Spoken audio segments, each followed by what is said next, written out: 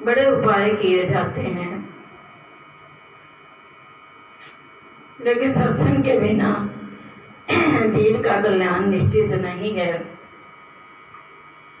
बड़े बड़े पापी और अपराधी भी सत्संगत में आकर पार उतर जाते।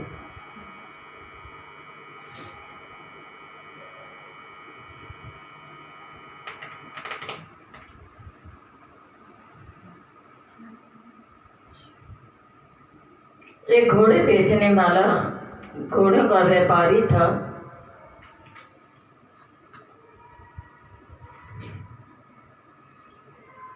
भगवान बुद्ध जब उधर से निकलते जिधर घोड़ों का व्यापारी था, वो भगवान बुद्ध को भला बुरा कहता। भगवान बुद्ध चुप कर जाते, कुछ नहीं कहते, क्योंकि साधु की या किसी भी जीव की सहनशीलता महानता का कारण होती है।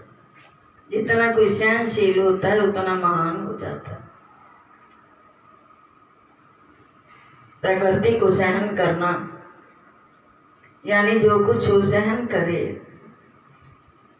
अब भगवान बुद्ध शांत स्वभाव के थे, उन्हें ज्ञान था, तो वो व्यापारी जब भी भगवान बुद्ध मिलते तो बुरा भला कहता।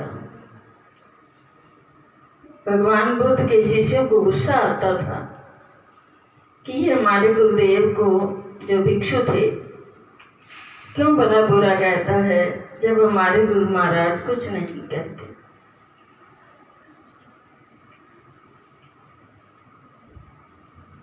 एक दिन वो घोड़ों का व्यापारी ने घोड़ा खरीदा जिसकी चाल बड़ी तेज थी।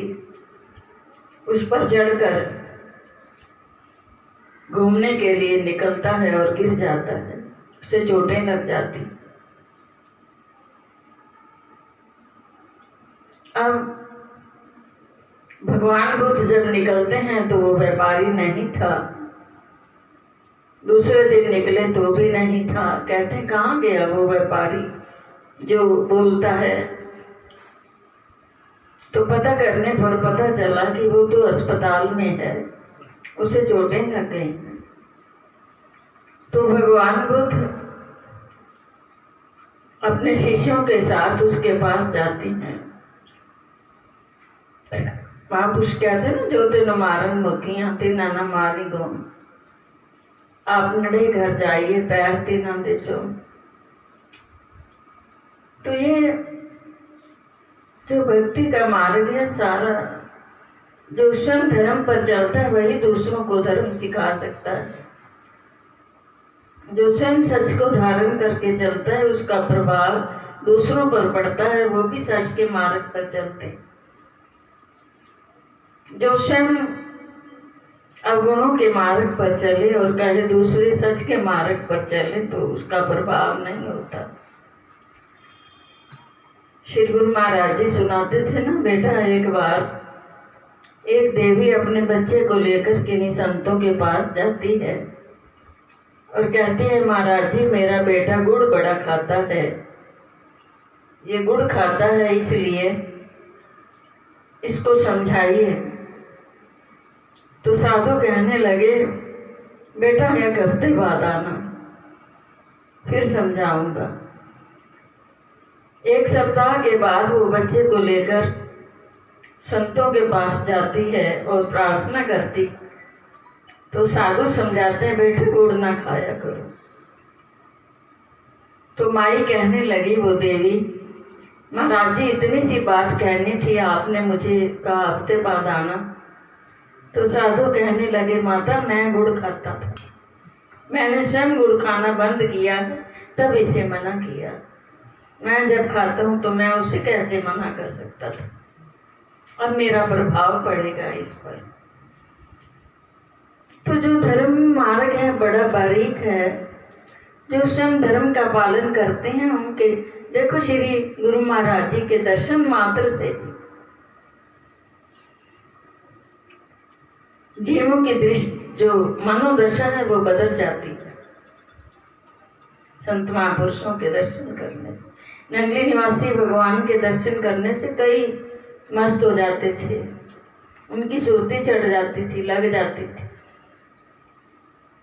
और जीवन बदल दिया श्री नंगली निवासी भगवान। और अनेक श्री गुरु महाराज जी की शरण में जो महापुरुष आए उन्होंने जीवों का जीवन बदल दिया, क्योंकि स्वयं उन्होंने सत्य मार्ग का अनुसरण किया और दूसरों को प्रेरित किया।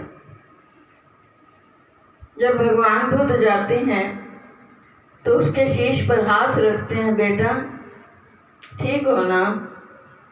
तो वो चौंक जाता है, मेरा तो यहाँ कोई है ही नहीं, मुझे कौन बेटा कहने वाला आ गया। जब आंखें खोली तो भगवान बुद्ध थे। रोने लग जाता है, हे प्रभु मैंने तो आपके साथ अन्याय किया, आपको भला बुरा कहा और आप मुझे इतना प्यार इतना स्नेह दे रहे हैं। तो भगवान बुद्ध कहने लगे,